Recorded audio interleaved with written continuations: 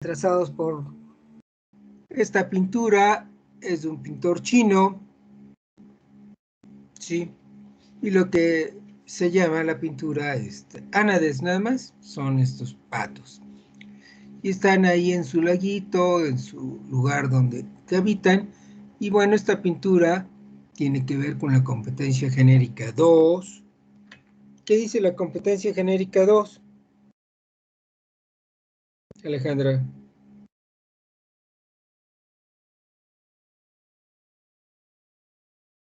Competencia genérica 2. Alejandra. Si ya te llamé para poder estar interactuando. Diana Alejandra Torres. Yo, maestro Reyes. Gracias, Luis. ¿Sí? ¿Tienes la competencia genérica 2? Sí. Es enseñar el arte y participar a la apreciación e interpretación a sus expresiones en distintos géneros. Ok, gracias. Entonces, por eso, normalmente ponemos obra de arte. Esta pintura tiene como finalidad precisamente de mostrarles de algo que vamos a estudiar en este momento. Son ánades. El pintor se llama Xu Chuanan. Y pues están estos patos en su hábitat. Ok, gracias Luis. Brian Romero. Brian.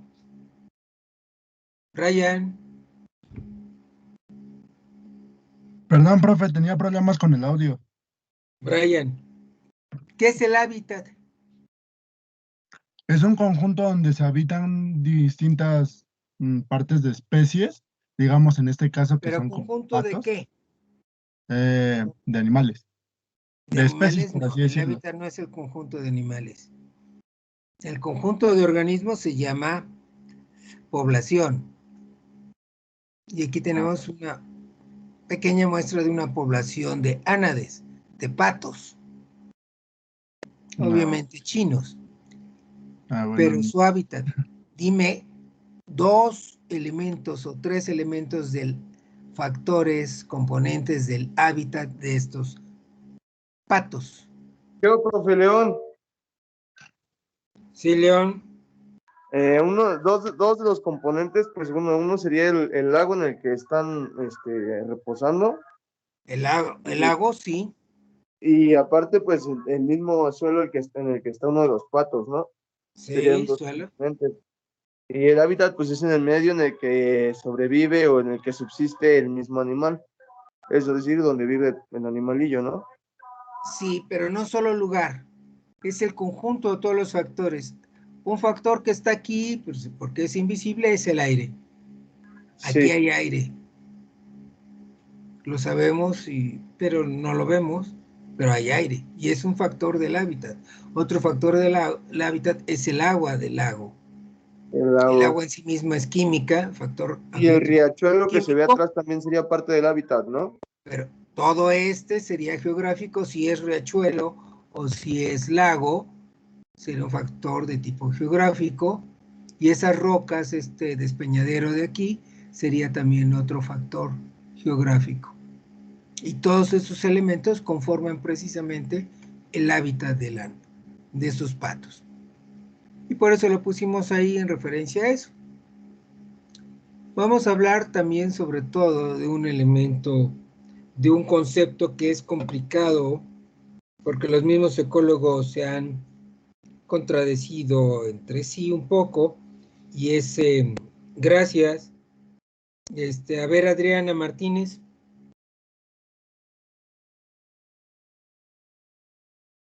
¿No está Adriana?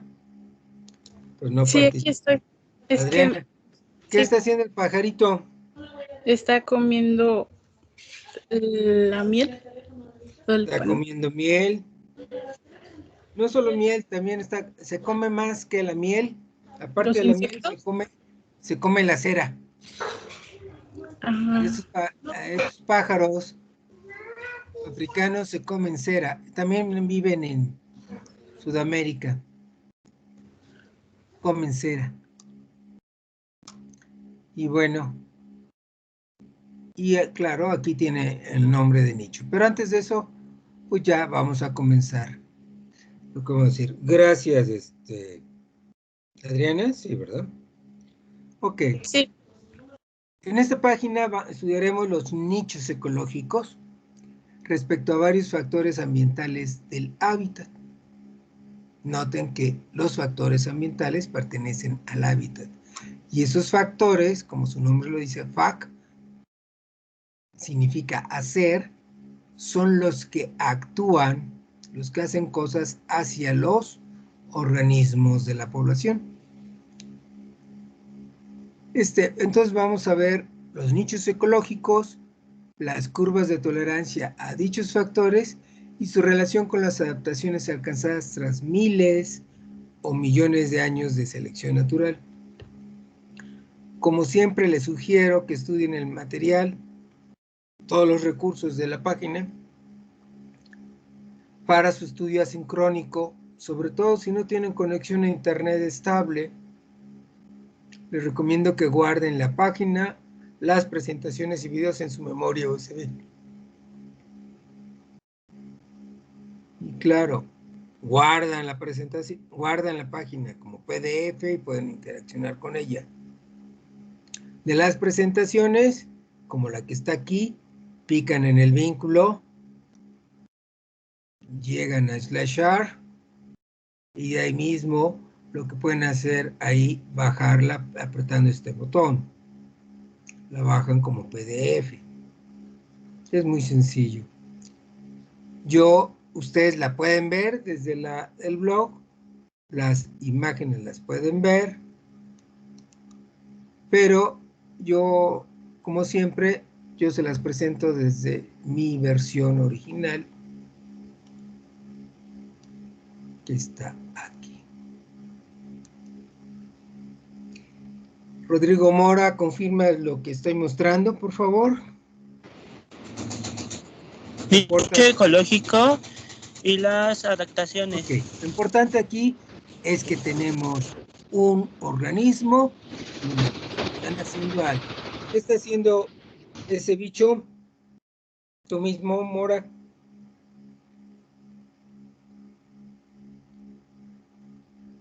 Mora, ¿qué está haciendo el colibrí? ¿Sí me oyó? Yo, profe Doroteo. Te escuchamos, Jocelyn. ¿Qué está haciendo Se el está colibrí? comiendo el néctar de la flor. Perfecto, se está alimentando. Esto viene a cuento porque vamos a hablar de ¿qué? De nicho ecológico y las adaptaciones. Aquí en esta fotografía estamos viendo una parte del nicho de los colibríes y estamos viendo algunas adaptaciones tanto del colibrí como de la flor, de la planta. Ok, comencemos. Y entonces, ¿qué es el nicho ecológico? Que es la pregunta inicial. Como les había comentado, el nicho ecológico es un concepto que a veces se ha definido de manera diversa. En realidad coinciden, pero no se ve tan obvio que coincidan. Según Turk y colaboradores, en su libro de ecología, mencionan que nicho ecológico es la combinación de función y hábitat. Sutton y Harmon, en otro libro de ecología, el libro texto muy usado, dicen que nicho es el grupo de características que describen las necesidades precisas de un organismo para sobrevivir. Y Lewontin, un eminente ecólogo, dice que el nicho es una descripción pluridimensional del ambiente en su conjunto y del modo de vida de un organismo. Y claro, lo que están viendo del lado derecho, apareció un GIF animado, y en ese GIF animado, ¿qué está haciendo Rodrigo? Hay un bicho, ¿qué está haciendo ese bicho? Rodrigo. Yo, profe Núñez. Pero apellido primero, por...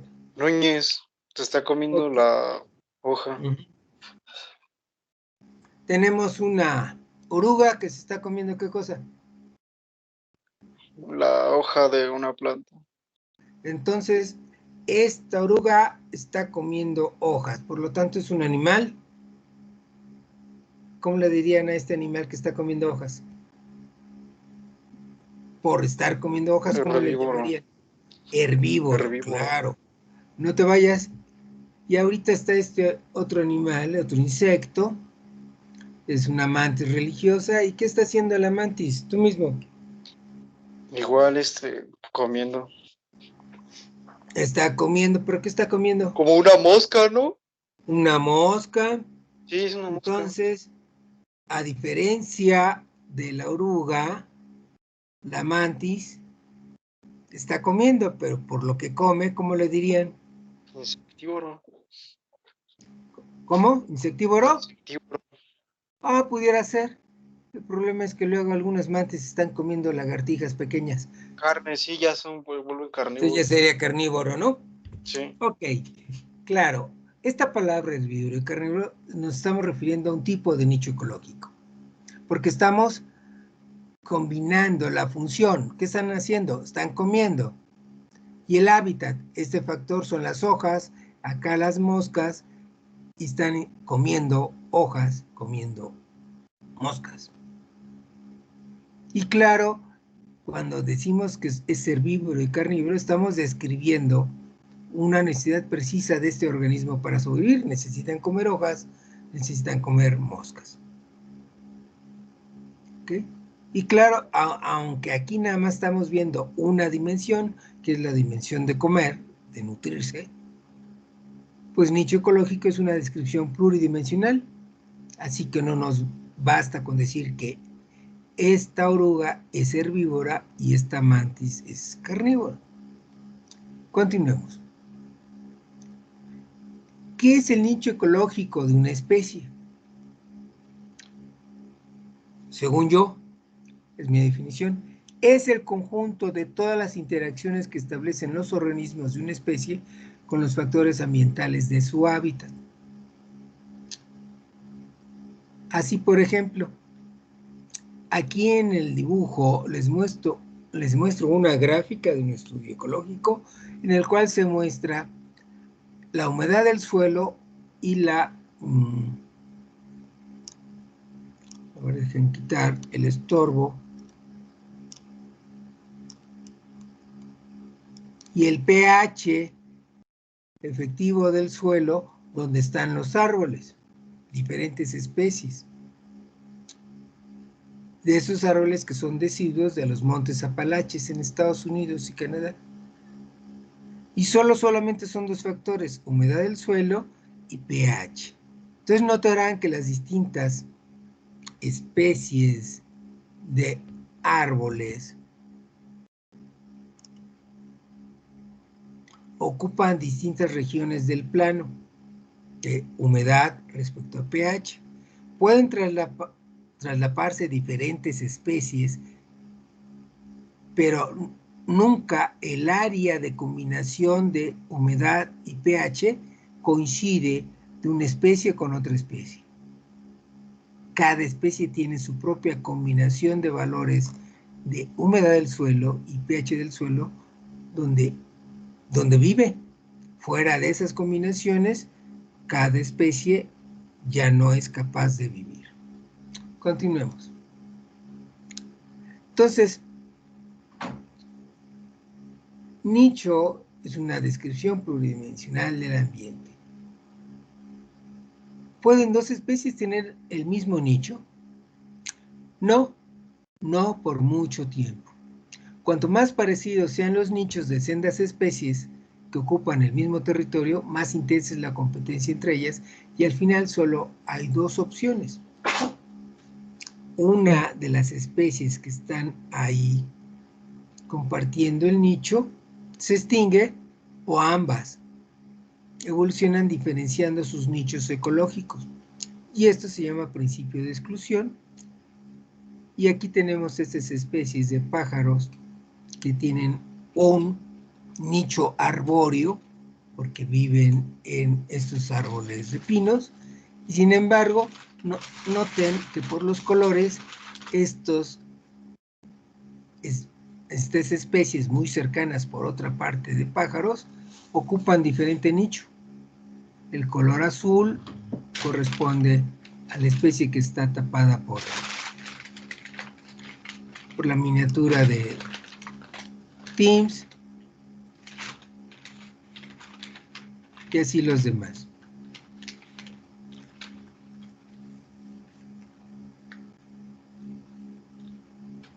¿Cómo son los nichos ecológicos? Bueno, en realidad son muy complejos y varían de una especie a otra en su relación con cada factor del hábitat. Si tenemos la población y de aquí tenemos el hábitat, el nicho es una descripción pluridimensional porque nos describe qué relación tienen los organismos de la población con respecto al agua, o qué relación tienen con respecto a la luz. Respecto a la luz, la población puede ser como las cucarachas, que cuando interaccionan con la luz se esconden y levitan. Puede ser una población que se mueve hacia la luz. Son nichos ahí por luz diferentes. Y así pasa con cada factor ambiental. Algunos organismos pueden vivir muy bien cerca del ruido o lejos del ruido. Respecto al ruido, habría un nicho. Y así para cada uno de ellos. Así que es una descripción muy compleja. Porque cada factor ambiental implica un nicho respecto a ese eje dimensional. Tenemos una enorme variedad de nichos. ¿Como cuáles? El nicho del alimento, el nicho alimentario, el de oxígeno, de nitrógeno, el agua, o el espacio ocupado. Nicho, ¿sí?, que es el rol, el papel de los organismos en relación al alimento, al de oxígeno, al de nitrógeno, al agua o al espacio ocupado. El papel que tienen los organismos respecto a la nutrición, respecto al alimento. Por ejemplo, podemos decir que tenemos dos nichos principales de nutrición: el autótrofo y el heterótrofo. En el nicho autótrofo, los organismos comen gas, dióxido de carbono. Y los heterótrofos comen compuestos orgánicos. Y claro, podemos incluso subdividir el nicho autótrofo en fotótrofo, porque lleva a cabo la fotosíntesis, o quimiótrofo, si lleva a cabo la quimiosíntesis. En el caso de los organismos heterótrofos, no es lo mismo ser un heterótrofo por ingestión que por absorción. Y claro, por ingestión tenemos variantes, porque como lo vimos con las orugas y la mantis. No es lo mismo ser carnívoro, que significa comer carne, o un fitófago, que significa comer plantas, o un cerívoro, como el primer ave que les mostré al principio de la página, que es un cerívoro. Es un especialista que come cera de abejas. Y claro, respecto al factor ambiental de oxígeno, tenemos varios nichos, varios roles, papeles ecológicos, como pueden ser los organismos aerobios, los anaerobios facultativos, el anaerobio o el microaerófilo. Los aerobios somos organismos que necesitamos vivir usando oxígeno en una atmósfera con oxígeno, en un suministro constante de oxígeno.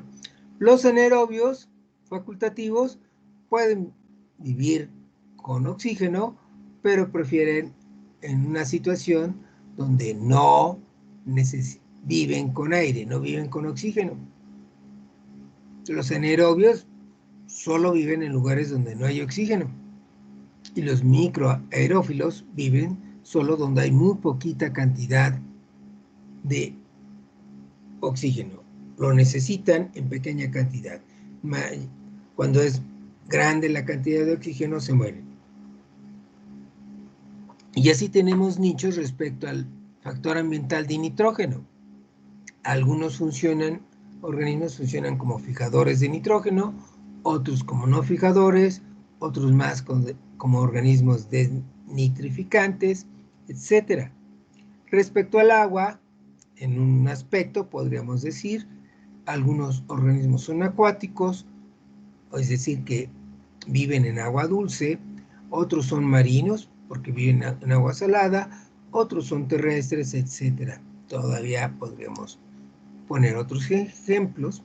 Y en el espacio ocupado no es lo mismo ser terrestre o un organismo subterráneo que vive debajo de la tierra, o otro organismo que vive en las copas de los árboles, o otros organismos como los trogloditas que viven en las cuevas.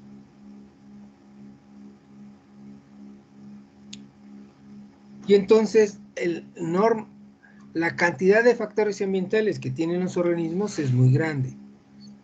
Para cada especie, esa especie tiene una relación específica con ese factor ambiental y un papel que realiza en función de ese factor ambiental.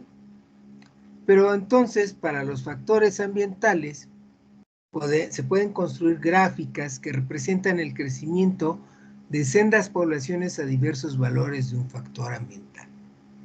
Imagínense que tengo 3 tubos de ensayo con medio de cultivo para crecer bacterias. Inoculo la misma cantidad de bacterias en estos 7 tubos y luego yo los voy a hacer crecer simultáneamente por el mismo tiempo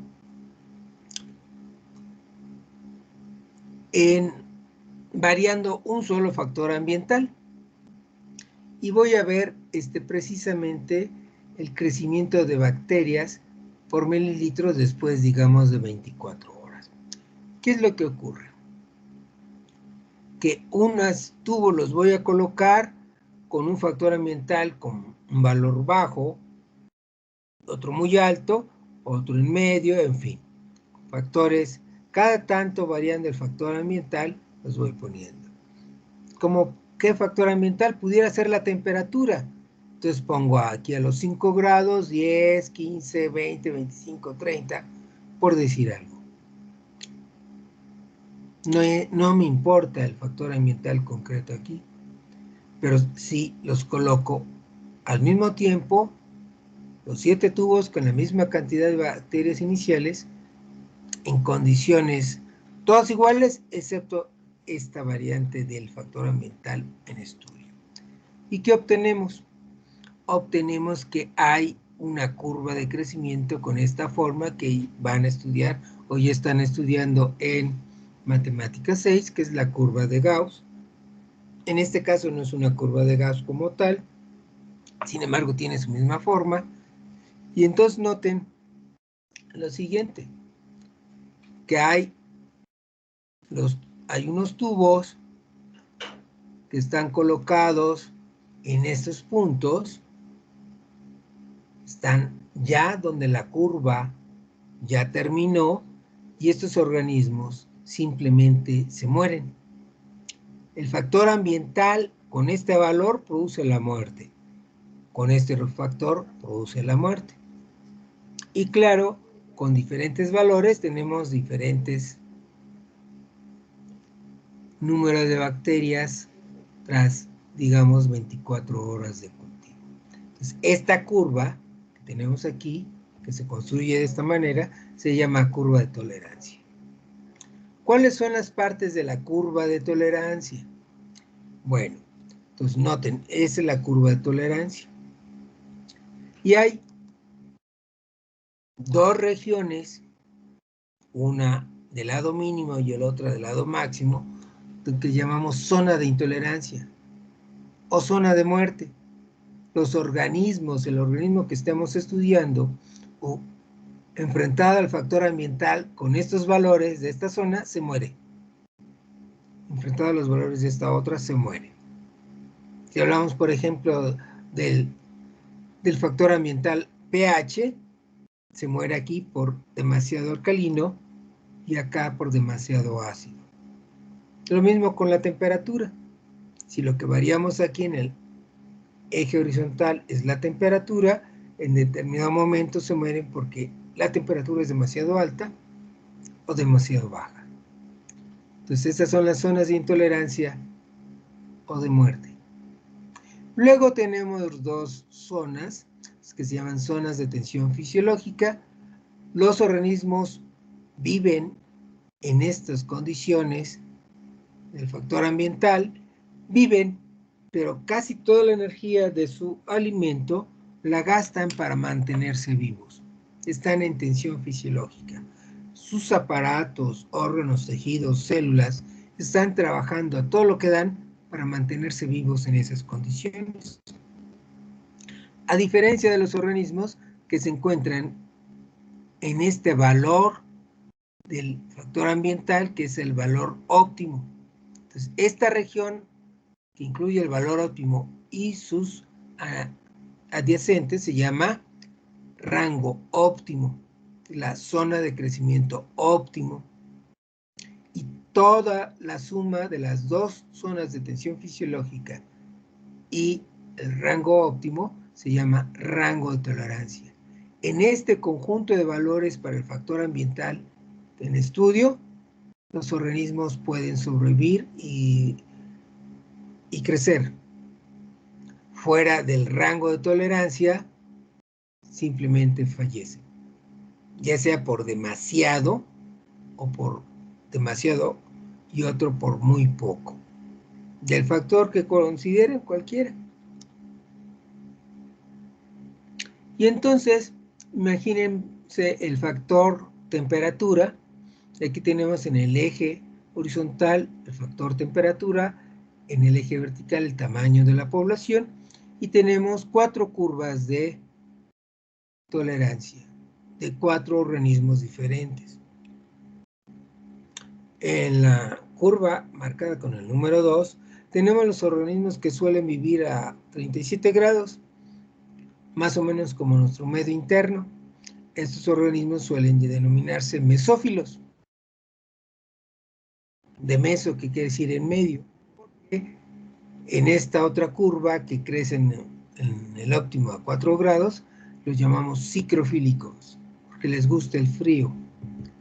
O el número 3, en estos organismos los llamamos termófilos, porque les crece en su óptimo a mayor temperatura, digamos 70 grados. Luego hay otros organismos donde su óptimo de temperatura es mayor de 100 grados, y entonces a estos organismos los llamamos hipertermófilo. ¿Cuál es su nicho ecológico en términos del factor ambiental temperatura? Estos son mesófilos, estos psicrófilos, estos termófilos y este hipertermófilo. Entonces la palabra hipertermófilo, termófilo, mesófilo y psicrófilo describen precisamente una interacción, un papel de los organismos con un factor ambiental, en este caso la temperatura. Describe los valores en los que se mantienen vivos y pueden crecer.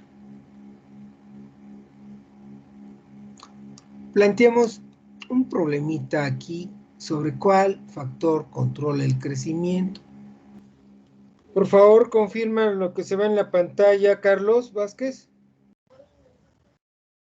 La de cuál es el factor que controla el crecimiento. Ok, creo que aquí es donde se interrumpió la señal. Bueno, les decía que si ponemos un tubo de medio cultivo inoculado de bacterias y lo incubamos simultáneamente en 5 condiciones de las gráficas de tolerancia, por ejemplo, ese mismo tubo tiene muchos factores ambientales, esas bacterias, pero vamos a controlar el valor en 5 factores ambientales y vamos a seleccionar valores diferentes en función de cada curva de tolerancia de estas bacterias, de estos organismos para cada factor ambiental. Valores que están en el óptimo, en la parte media o en el extremo de tensión fisiológica mínima o máxima. El resultado de esta situación es que el crecimiento es muy lento. Nosotros podríamos intentar preguntarnos cuál es el factor que controla el crecimiento, y la idea del asunto es, si yo modifico el valor del factor ambiental 3 hacia el óptimo, si este factor controla el crecimiento, entonces las bacterias van a crecer más rápido. ¿Y qué es lo que ocurre? Que en realidad eso no pasa ni con el factor 3 ni con el factor 4. Incluso ni siquiera mejora cuando llevamos el factor ambiental 2, que tenía un valor en la zona de tensión fisiológica, hacia el valor óptimo. Entonces ya sabemos que el factor 1, 2, 3 y 4 no controla el crecimiento. Y resulta que empezamos a mejorar el factor ambiental 5 y cambiamos su valor hacia la zona de crecimiento óptimo, y entonces efectivamente comparan los dos tubos. Crecen las bacterias, se hace más denso el número de bacterias en el medio, precisamente porque el factor 5 lo estaba controlando. ¿Quién controla el crecimiento? Bueno, aquí hay una regla que deben de checar. El factor que controla el crecimiento es el factor que contiene el valor más extremo en su respectiva curva de tolerancia. En este caso fue el factor 5. Era el factor que tenía un valor más extremo en la curva de tolerancia. ¿Qué hubiera pasado, por ejemplo? A ver, ¿a quién le preguntamos? A Jesús Romero. Dígame. ¿Qué hubiera pasado si pusiéramos el valor del factor 5 en este punto? Aquí donde está la flecha de mi cursor.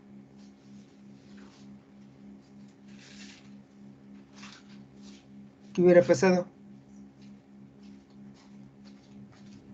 ¿Ese valor está dentro del rango de tolerancia? Así a simple vista no está en el rango de tolerancia. ¿Y entonces qué pasa si no está en el rango de tolerancia? No habría crecimiento. No solo no habría crecimiento, se morían. Por eso les puse las calaquitas en la diapositiva previa. Cuando nos exponemos un valor ambiental fuera del rango de tolerancia, nos morimos. Y basta con un solo factor que quede fuera del rango de tolerancia y ya nos morimos. Imagínense que nosotros necesitamos respirar oxígeno, somos aerobios, y tenemos que respirar oxígeno que está al 21% en la solución aire-aire, en el aire. ¿Qué pasa si estamos en una habitación y en vez de haber 21% de oxígeno, hay 3% de oxígeno? Completamente lejos del rango de tolerancia de oxígeno. Nos morimos. Nos morimos asfixiados. Lo mismo que subimos la temperatura a 50 grados. Nos tostamos. Pues sí, está fuera del rango de tolerancia. Ok, ¿por qué los organismos tenemos diferentes curvas de tolerancia? Pues porque los organismos, las especies, podemos adaptarnos a los factores ambientales. Pero antes de continuar con esto, necesitamos esclarecer cuál es el significado de la palabra adaptación. Porque los usan muchas personas, médicos, y la palabra adaptación en los labios de los médicos es un concepto erróneo. ¿Qué significa la palabra adaptación? Bueno, la palabra adaptación viene del lexema adap, que significa adecuar. Y claro, por la terminación ción sabemos que es un proceso. Así que la adaptación es el proceso.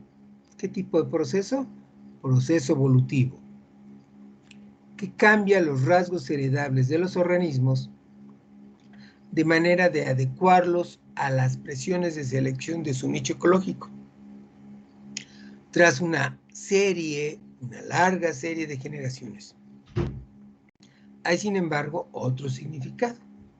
Ese es el significado de la palabra adaptación como proceso. Entonces, vamos a plantear un ejemplo. Hace 24 millones de años existía un organismo mamífero que se llama Puigilla darwini. Este organismo es un organismo fósil que se estudió por la anatomía, por el estudio de su anatomía, de sus dientes, se sabe, y por el lugar donde se encontró, se sabe que este animal tenía un nicho piscívoro, comía peces, y lo hacía en la costa del mar, de una localidad que ya se me olvidó, luego cuando me acuerde se las digo. El punto es que era lo que hacía. Resulta que, como vivía en la costa del mar, tenía que nadar. Y sabemos que lo hacía porque los dedos de sus patas, eran dedos aplanados, como lo que permitía que nadara más eficazmente en la costa. Aunque noten que sus patas, sobre todo las traseras, estaban claramente adaptadas para poder sostener el cuerpo sobre la tierra y caminar. Pero como tenía un nicho piscívoro, cuanto mejor nadaba, mejor pescaba. Y cuanto mejor pescaba, pues mejor comía y más descendientes dejaba. Así pues, que la forma de las patas fue cambiando tras miles de años, millones de años, hacia la forma de aletas, que es una forma más adecuada para poder nadar. Precisamente las aletas de las focas.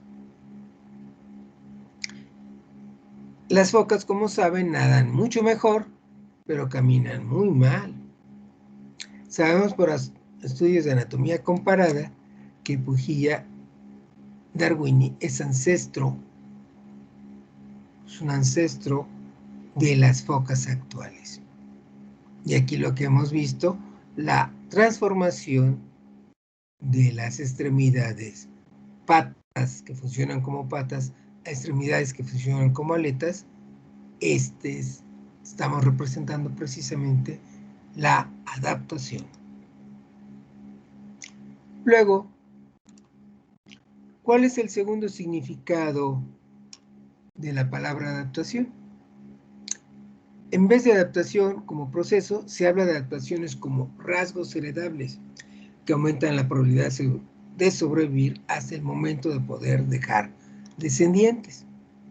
Si un organismo es herbívoro, digamos que come hojas, entonces evolucionará la especie adaptando su cuerpo para mejor nutrirse de comer plantas. Como las hojas en general son poco nutritivas, suele adquirirse una microbiota que come las hojas molidas.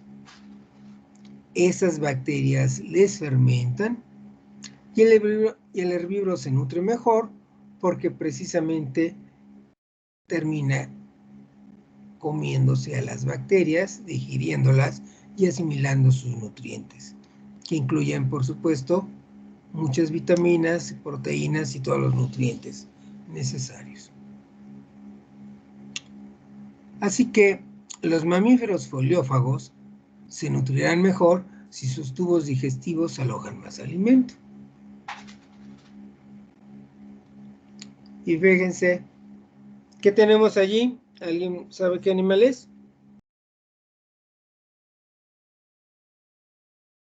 Yo, profe, león. Te escuchamos, León. Es un gorila. Es un gorila, ¿cómo ves su vientre? Su vientre. Pues he visto mejores, ¿eh? Está bien barrigón. Sí. No importa que sea mejor o no. El chiste es que se ve barrigón. Es exactamente bien, lo que está. Si bien sus tubos alimentado. digestivos alojan más alimento, pues tienen Ajá. mayor barriga, ¿no? Sí, por ende, sí. Y si pongo a este otro foliófago, No, pues está conocen más los pandas, ¿no? porque- Sí, Los pandas se comen las hojas de los bambúes. ¿Cómo está su barriga? más panzón por la hierba, ¿no? Pues Pura están fibra. panzones, tienen un tubo digestivo Sí, que está procesando precisamente las hierbas que comen, las hojas que comen. sí, de hecho. Pero necesitan tener un abdomen, un tubo digestivo más grande. Por eso se ven panzones. Y otro herbívoro, La vaca lechera. pues vean todo esto, su vientre está intenso porque tiene tu tubo digestivo, está procesando las hojas para que las bacterias transformen la celulosa de las hojas en todos los nutrientes que terminan asimilando las vacas.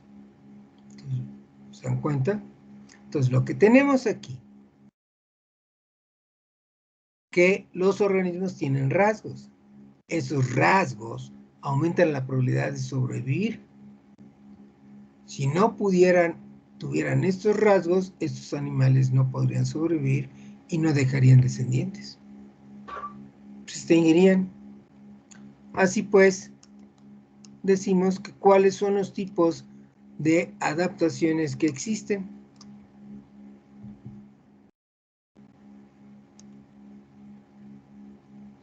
Reconocemos 3 tipos de adaptaciones, es decir, rasgos heredables que hacen posible la sobrevivencia hasta lograr la reproducción.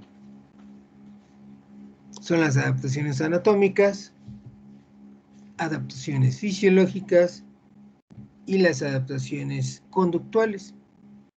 Las adaptaciones anatómicas, como claramente lo dicen, se refieren a la anatomía, a las partes del cuerpo de los organismos.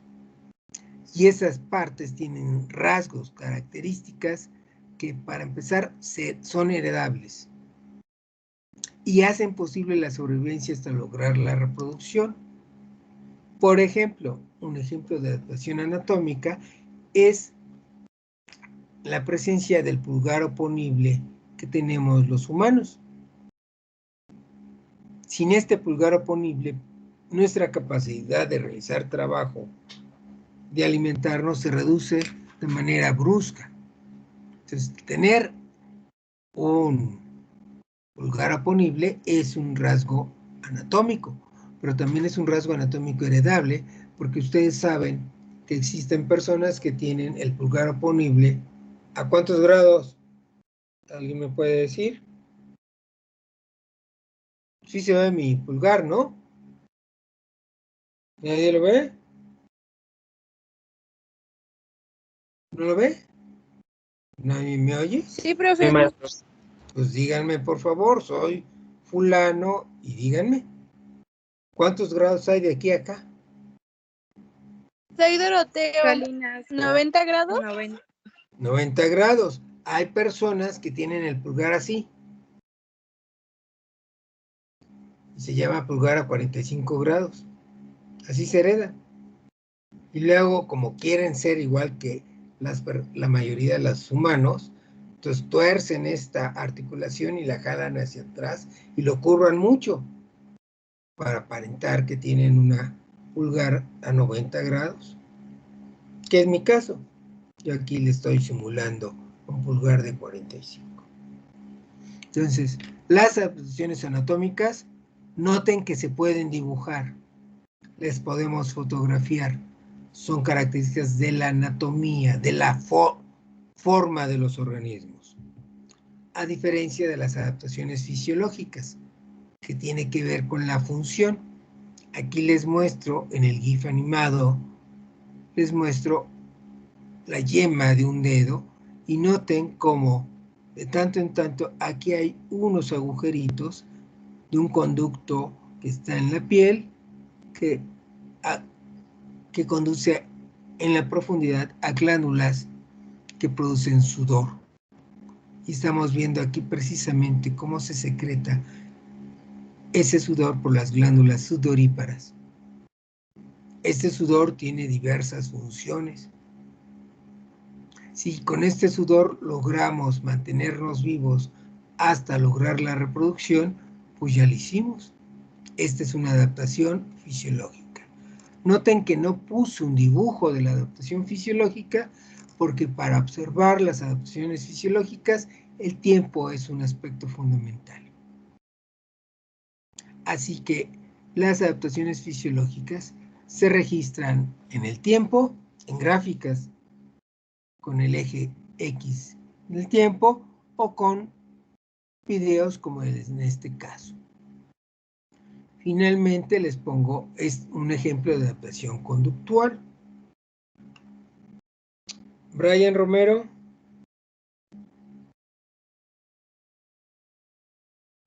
Mande, profe. Brian, ¿qué es? Por la estructura de la diapositiva sabes que lo que está haciendo la chica está representando una adaptación conductual. ¿Cuál es esa adaptación conductual? Un guiño. Un guiño. ¿Y qué significa ese guiño? Puede representar distintas formas. Una puede representar felicidad o haciendo como una seña para representar alguna señal como de incomodidad, de aceptación. Incomodidad no la veo, vele la sonrisota que tiene. O sarcasmo en algunas cuestiones, que se podría decir. Pues es la función minoritaria. El guiño es, en este caso es una adaptación conductual, donde los organismos, por ejemplo, en este caso la chica, está comunicándose con otra persona, con otro organismo. Y los guiños, en la mayoría de los casos, significa, ¿ya entendiste la situación? ¿Sí? ¿Entendiste la situación? Lo hacemos. El guiño es muy peligroso para las chicas, porque puede significar que están de acuerdo de estar cerca de una persona y formar pareja, ¿no? Puede ser interpretado como coqueteo y muchas veces sí es coqueteo. Entonces, las adaptaciones conductuales también las tenemos que tomar como video, porque las adaptaciones conductuales es el uso de partes anatómicas y capacidades de funcionamiento de todo el organismo precisamente para tener un comportamiento. En este caso, lo que yo quiero mostrar aquí es la conducta de coqueteo. Está coqueteando. Ok. Esa es una adaptación conductual. ¿Por qué? Porque ese rasgo es heredable y hace posible la sobrevivencia y sobre todo lograr la reproducción. Ok. Ok, profe. Bueno, como siempre, termino las presentaciones cambiando de tema. Ya vimos el nicho ecológico, las curvas de tolerancia, las adaptaciones relacionadas, y aunque esto lo vamos a ver empezar a ver desde a finales del segundo corte y todo el tercer corte del semestre, no me puedo esperar. Como les dije desde el principio y que tiene que ver con los habitantes de la isla de Pascua. Los polinesios de la isla de Pascua, actualmente, ¿quiénes son? Nosotros. Nosotros somos los polinesios. ¿Y nosotros cómo nos estamos comportando? Como los polinesios de la isla de Pascua. Estamos consumiendo la naturaleza de nuestra tierra, de nuestra isla, que en este caso es la planeta Tierra. Y entonces, pues les planteo ¿qué debemos hacer para evitar la contaminación de los océanos con CO2? Pues necesitamos quemar menos combustibles fósiles. ¿Cuáles combustibles fósiles son? Carbón, petróleo y gas. Noten que los tres combustibles son fósiles, los tres combustibles son sucios, porque al quemar carbón, petróleo y gas, producimos CO2. Y para evitar la contaminación de los océanos con CO2, del mismo modo que tenemos que hacer para evitar el calentamiento global, debemos reducir la producción de CO2. ¿Cómo se hace eso? Reduciendo la combustión de carbón, petróleo y gas. Los tres combustibles son combustibles sucios porque producen CO2. El carbón, petróleo y gas, y son de manera prácticamente equivalentes sucios en términos de la generación de CO2. El gas es ligeramente más limpio porque el carbón suele tener azufre y se forma otro compuesto que es el SO3, que tiene problemas ambientales también importantes, aunque no tanto. Entonces, ¿qué les presumo aquí? ¿Alguien sabe qué les estoy presumiendo aquí? ¿En la foto? Yo, profe León. Sí. Una celda solar, ¿no? Un calentador de agua solar. Un calentador de agua solar. Les presento, de hecho, el calentador de agua solar de mi casa. ¿Sí? Entonces, el agua se calienta en estos tubos que están colocados transversalmente al sol, con todo este panel de tubos de doble pared, y son oscuros, de manera para absorber la energía de la luz, y todo el calentador está orientado hacia el sur, para atrapar los rayos del sol, y el agua fría baja por el tubo, se calienta, sube y se almacena en este termo, que tiene paredes gruesas de aislante, y el agua se mantiene caliente 24 horas. Claro, el sol es una fuente de energía intermitente, pero gracias precisamente a este termo podemos almacenarla durante las horas del día donde no hay luz solar y tenemos agua caliente las 24 horas del día.